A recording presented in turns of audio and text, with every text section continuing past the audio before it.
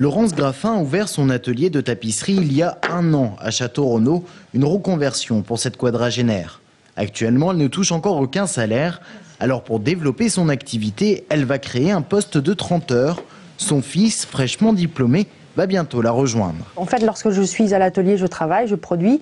Lorsque je vais voir les clients, je ne suis pas là. Et c'est vrai qu'il faut être deux pour moi, pour pouvoir être plus productif, quoi. Si Laurence peut créer ce poste, c'est qu'elle vient d'obtenir une aide de 3 000 €. Ainsi, elle va pouvoir financer le salaire de son fils pendant au moins 4 mois. Cette aide, elle l'a obtenue grâce au contrat de revitalisation signé avec l'entreprise Pfizer. Pour compenser la suppression de 140 emplois sur son site amboisien, le groupe pharmaceutique s'engageait en octobre 2008 à verser la somme d'1 500 000 € pour redynamiser le bassin d'emploi d'Amboise. Par ricochet, le Castel Renaudais en a bénéficié. À Château-Renaud, cet appui financier a été accueilli favorablement et pour cause, ici le taux de chômage avoisine les 14 %.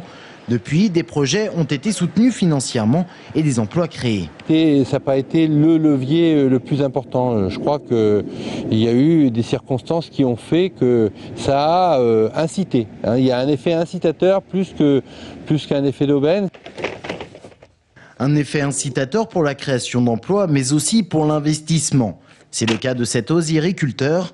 Bientôt, il va bénéficier d'un nouveau bâtiment pour son activité. Ça y est, là, ça y ressemble. Là, le terrassement est fait, la pierre est livrée. Là, on va attaquer les tranchées et puis tout le réseau technique, eau, électricité. Ainsi, Éric Renaud va passer de 128 mètres carrés de locaux sur plusieurs sites à un seul et unique bâtiment de 300 mètres carrés.